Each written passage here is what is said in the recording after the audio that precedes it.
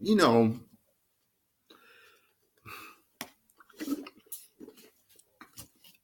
wrestling fans, I hate this.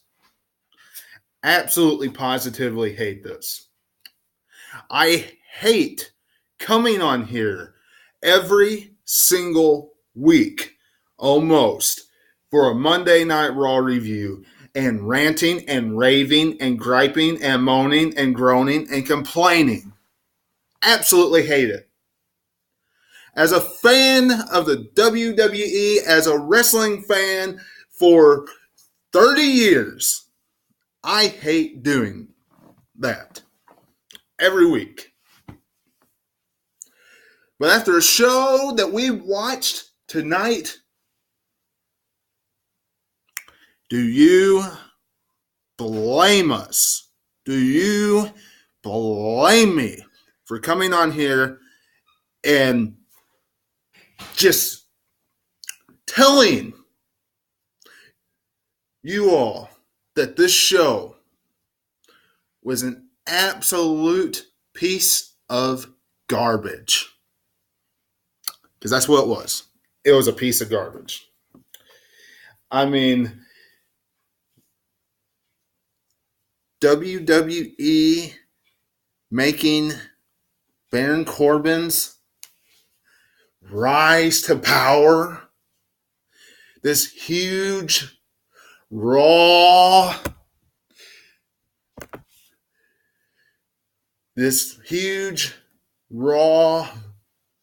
gold medal of excellence.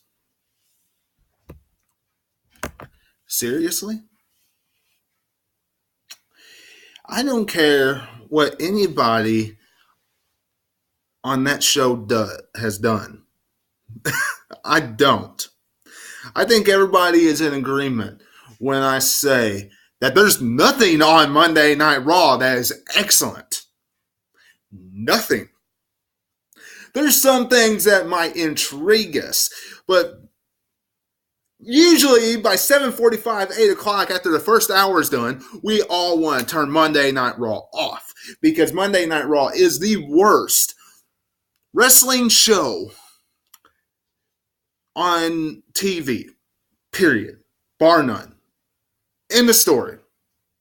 And there is no argument to that.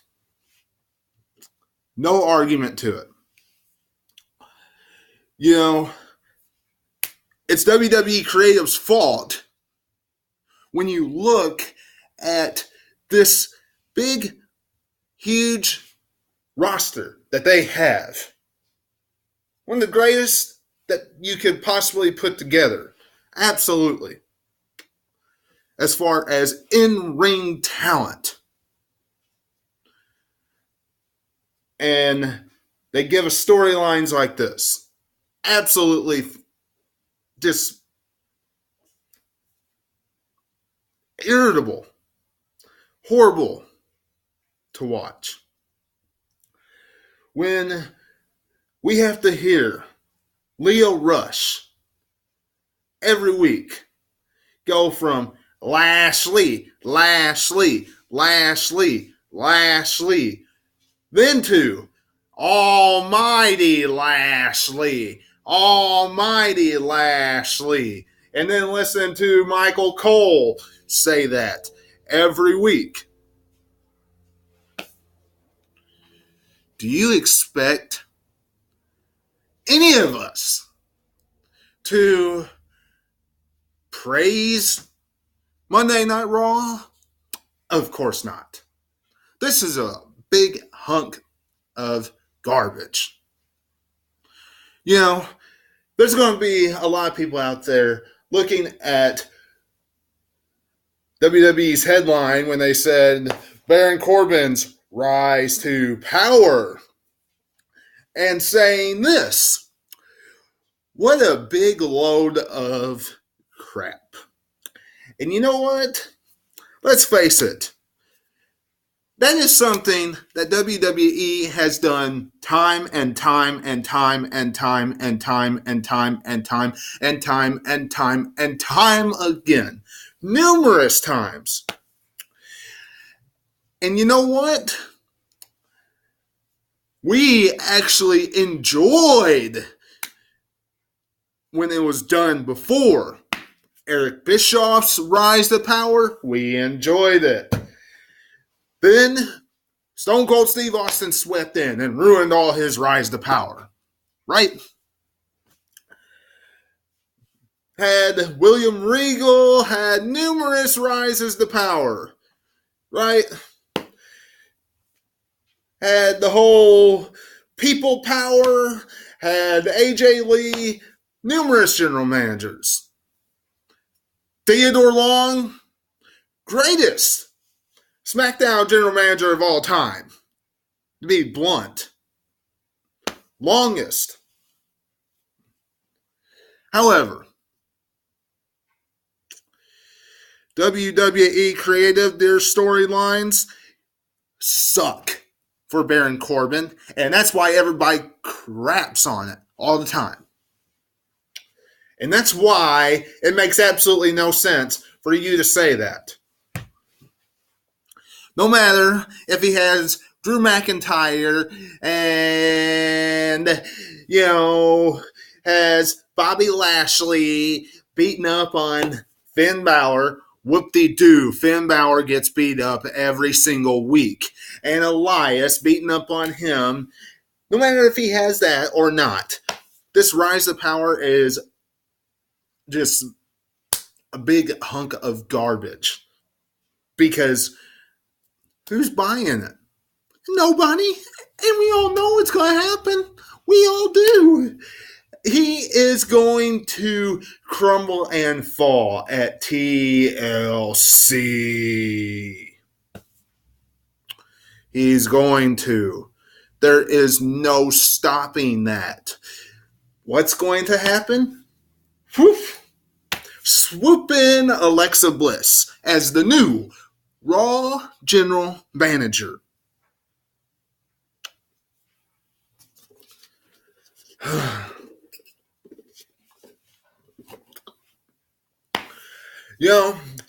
Every Monday, and I hate saying this, but every Monday when I turn on the TV and I watch Raw, it just makes me eager and hungry for SmackDown. Honestly, it does. I can't wait for SmackDown. Honestly, once Raw turns on and it gets going full blast, that's what is in my mind. Because of stuff that we saw tonight, what Baron Corbin did with Heath, Slater, and Rhino. And what we saw with the Raw Tag Team Championship scene. Look at Heath, Slater, and Rhino. I got kids. And Rhino. Put them in a singles matchup. The loser is fired. Heath Slater wins. And what is his reward? He's a referee in the WWE on Raw now. I guess as long as Baron Corbin is in power, which means Vince McMahon, Kevin Dunn, and all the other writers in the back, when you're writing the show for Raw this week and on Monday before the show starts, you better had put Heath Slater in a match refereeing next week. Because if you don't, then you are pretty much telling us that we're supposed to forget one of your top storylines that you had going on with Baron Corbin last week. That's pretty much what you're telling us. And that was one of his big, huge things of power. Firing Rhino. Whoop-de-doo. Now, another. You had Chad Gable and you had glorious Bobby Roode. And in the midst of that, Bobby Roode was supposed to take on Drake Maverick tonight.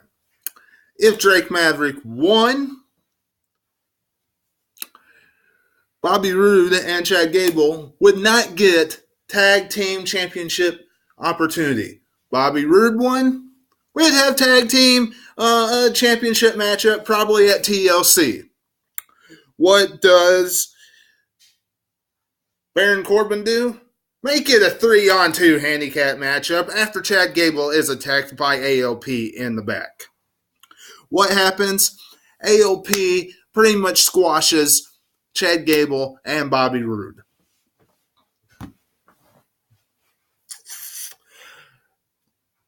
Not saying I wanted to see Drake Maverick versus Bobby Roode, but the last thing I wanted to see was a 3-on-2 handicap matchup with AOP and glorious Bobby Roode and Chad Gable. That is the last thing that I wanted to see. That is downright cringeworthy.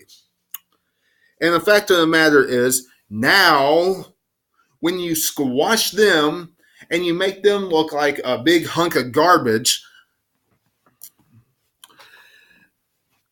who is a contender on Monday Night Raw's tag team for the tag titles? And if anybody says Lucha House Party, because they've been playing by Lucha House Party rules and beating the Revival each and every week, I am going to puke. Because that's another thing that's been getting really annoying. The first week is okay. Second week is fine. 3 weeks in a row.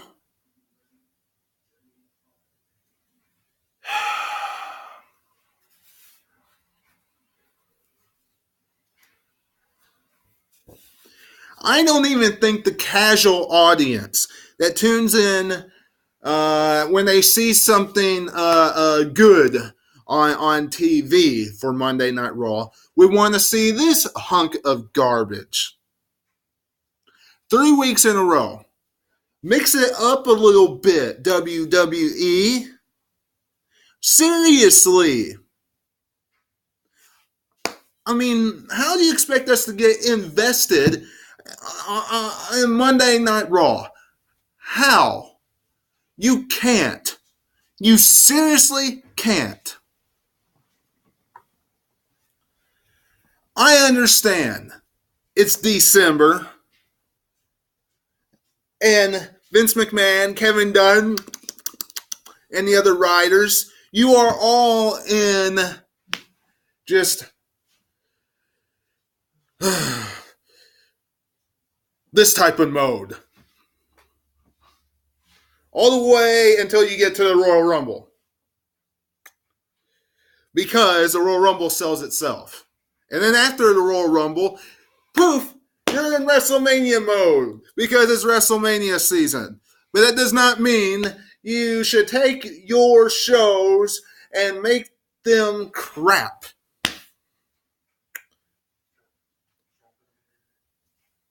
That does not mean you should take your shows and insult your intelligence of your fans.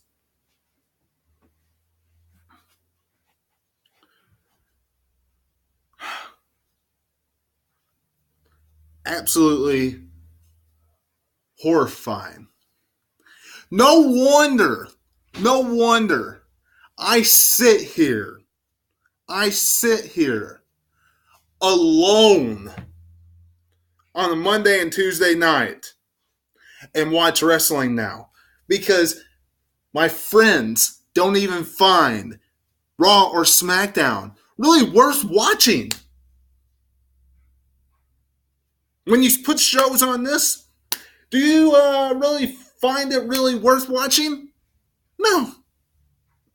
Now, when pay-per-views come around, yeah, they'll watch it. See if there's anything that happens. Raw or SmackDown, it's the same old garbage. Same old garbage. If anybody that has been here for this entire rant so far, leave it a like, leave me a comment below. I'm sure that if I get some comments on this, it should be overwhelmingly positive about what I have been saying. Because how much of what I'm saying is not true? Seriously. I mean, look at the beginning of the show. Seriously. You'd think that they would start off with some wrestling. Let me repeat that.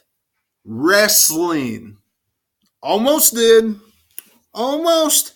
We almost got our wish. Did we? Of course not. Ronda Rousey comes out with Natalya. Next thing we know, she's supposed to face, Nia Jax and Tamina. Whoop-de-doo. However, it is a wrestling matchup. Something we don't usually see at the opening of Raw. Don't usually see it. So, hey, get our attention, right? Instead, we have the Riot Squad come jump Natalya and take her out. And that sets up Ember Moon for the ending main event, teaming up with Ronda Rousey to take on Nia Jax and Tamina. Now, why can't we get Nia Jax and Tamina versus Ember Moon and Ronda Rousey in the opening? Why? And why couldn't you give us some interesting stuff throughout the entire show and maybe close it with Dean Ambrose and Seth Rollins in some form or fashion? That's one of the most intriguing rivalries, if not the most intriguing rivalry, on Monday Night Raw right now. Yes, I know, you're trying to hook everybody in on the 9 o'clock hour. Or the final hour. Whatever you want to say. But still, WWE, get out of your cruise control when you are writing these shows. Seriously. You can do better. You have done better. Proof is in the pudding that you have done better. Wrestling fans are tired of coming on here and griping, moaning, groaning, and complaining. Whether it's on Twitter, whether it's on Facebook, whether it's on YouTube, we are tired of coming on here griping, moaning, and groaning, and complaining about your product. Overwhelmingly more about Monday Night Raw. Your flagship show that is not your flagship show in the eyes of your fans. Your flagship show right now in the eyes of your fans is colored blue if you're talking about the main roster. This is ridiculous. I'm done ranting about this show. I'm sick of ranting about this show. I'm done. I'm just done. I'm getting out of here. I hope you enjoyed this review. If you did, leave me a thumbs up. Subscribe to the channel if you have not done so already. And until I see you tomorrow for SmackDown Live review, this is Webby. Hopefully it's a better episode than tonight's Raw. And I'll catch you on the other side. Talk to you later.